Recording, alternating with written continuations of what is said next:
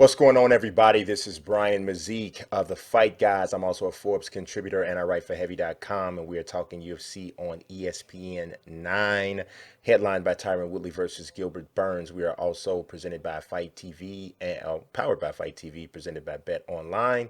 And we're going to talk about this prelim matchup between Jamal Sweet Dreams Hill and the White Bear, Klidson Abreu. I think this is a very interesting fight in the light heavyweight division. Jamal Hill, you see his record is 1-0 here. That's not correct. He's 7-0 overall, just 1-0 with the UFC. Klidson Abreu's 15-4. I'm not sure why he gets to have all his record there, but Jamal Hill's first 6 fights are, and we, like Kaiser Sose, we don't talk about them. I don't know what it is.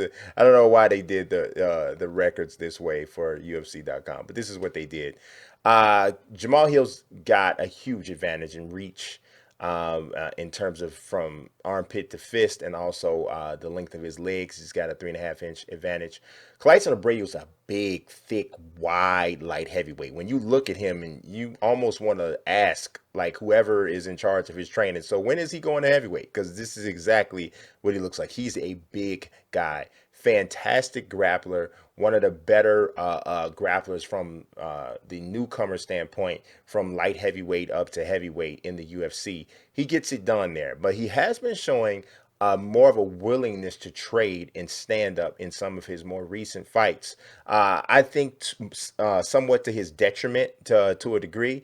And I think that's the thing that I'm worried about with him for this particular fight. If he goes in and he wants to stand with Jamal Hill, it will be an absolute mistake. Jamal Hill is extremely talented as a striker, throws strikes from all different angles. He changes levels with them. He'll do oblique kicks, he'll do leg kicks, he'll do jumping front knees to the chest, to the stomach, to the face.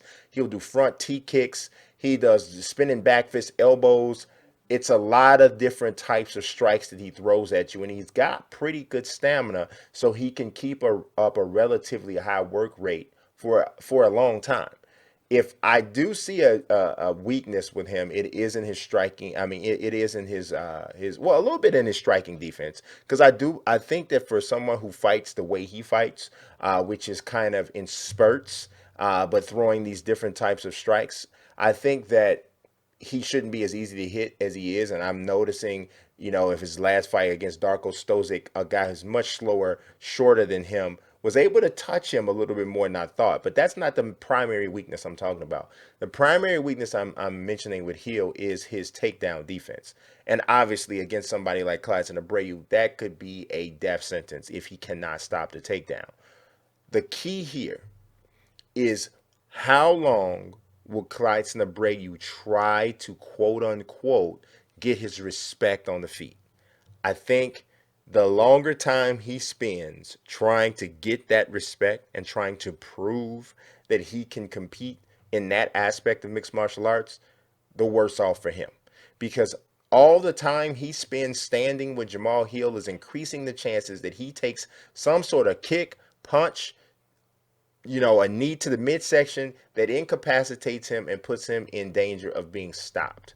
Jamal Hill has that kind of striking ability. He can make it over really, really quick. If you watch any Bellator at all, I know you're familiar with Michael Venom Page. When we saw, Venom take a loss to Diego Lima and all that, but I'm sorry to Douglas Lima, but we know how dangerous he can be on the feet. Jamal Hill's style is without the dancing, is similar to Michael Venom Page. Klidson Abreu, I don't think, can keep up in that kind of a fight, but he doesn't have to. He needs to close space, close distance in this smaller octagon, and he needs to generate as many grappling sequences as he can, work diligently for the takedown. Because of his size, I'm talking about mass from shoulder to shoulder, the width of his back, he's a big, strong guy. Because of that, as well as his technique, I know for a fact he's a superior grappler, superior submissions guy than Jamal Hill. Because of that, he can win this fight. He can beat Jamal Hill up and perhaps get a stoppage in the first or second round via submission, or he can tire him out and get some sort of stoppage in the second round. This is what can happen if Klidson Abreu will take the path of least resistance. But so often we see these fighters with a game plan and they come in there with this, it's like a mixture between game plan and their pride. And they want to fight a certain type of way. They want to prove this. It's almost like you got a quarterback in the NFL who's a fantastic scrambler and he can make plays that way. But after a while, he gets tired of people saying that he's a running quarterback, and now he all of a sudden he wants to prove that he can stand in the pocket and throw BBs in between two cornerbacks, or between a cornerback and a safety. Fighters make some of the same types of things. You're known as a grappler primarily. You get into a fight with a guy that can strike. You want to prove you can strike too. You mess around and get knocked out that way. So hopefully that's not what, for Abreu's sake, hopefully that's not what he does. As you can see, according to the Bet Online odds, Jamal Hill is the favorite, minus 132. Klidson Abreu's not a huge underdog. He's at plus 112. I'm going to go with Klidson Abreu. I'm going to give him credit for saying he's going to take the right sort of game plan and the right approach in this fight. He's going to go to secure this grappling sequence. And he's going to try to tap Jamal Hill out or to try to beat him up from the bottom. I really don't believe Jamal Hill has the game yet at this point in his career to overcome a big, strong grappler who has his mind set on getting to that part of his game. Now, I'm not saying he can run in there like Ben Askren, like he's trying to make a tackle at the goal line and get kneed in the head in the first 5 seconds. I'm not saying that. Obviously, he has to set up this entry, and that will happen on the feet, so that he can't elude danger all of just come 100%. But he does need to limit the time period that he stands with Jamal Hill. If he does that, I think he gets the victory. So I would love to hear what you guys have to say in the comment section. Don't forget to subscribe and hit the like button as well. Share the video, something.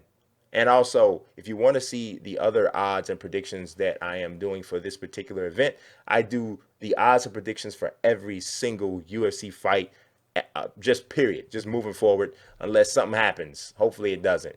So make sure you always check that card in the upper right corner of the screen. I appreciate you watching as always. God bless and peace.